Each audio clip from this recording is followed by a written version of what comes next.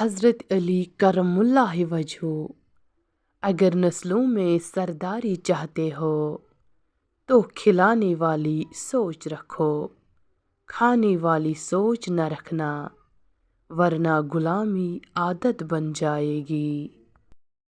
کسی جاہل کے ساتھ تخت پر بیٹھنے سے اچھا ہو کسی عالم کے ساتھ زمین پر بیٹھا جائے۔ حضرت علی کرم اللہ وجہ۔ کسی کی زندگی میں اس کے لیے آسانیاں پیدا کرنا اس کی قبر پر فاتحہ پڑھنے سے بہتر ہے۔ مرنے کے بعد کی گئی تعریف اور دل دکھانے کے بعد مانگی ہوئی معافی، دونوں کی کوئی اہمیت نہیں ہوتی۔ جہالت گہری نیند کی طرح ہوتی ہے، جگانے والے پہ غصہ آتا ہے۔ پریشان ہونے والوں کو کبھی نہ کبھی سکون مل ہی جاتا ہے، لیکن پریشان کرنے والے ہمیشہ سکون کی تلاش میں ہی رہتے ہیں۔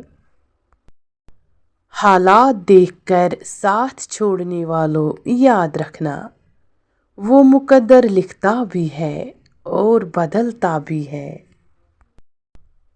پوری دنیا میں تمام برکت والے وظیفے ہم مسلمانوں کے پاس ہیں، لیکن خوشحال غیر مسلم ہیں۔ برداشت کرنے کا ہنر ہر کسی کے پاس نہیں ہوتا۔ تھوڑی سی تنقید بڑوں کی اصلیت کھول دیتی ہے۔ جاپانی لوگ نہ روزہ رکھتے ہیں نہ ہی 15 لاکھ لگا کر حج کرنے جاتے ہیں، مگر پھر بھی ایمانداری میں اول ہیں۔ لوگوں کے حصے کی خوشی پر حسد مت کریں، کیونکہ آپ نے ان کے حصے کا غم بھی تو نہیں دیکھا۔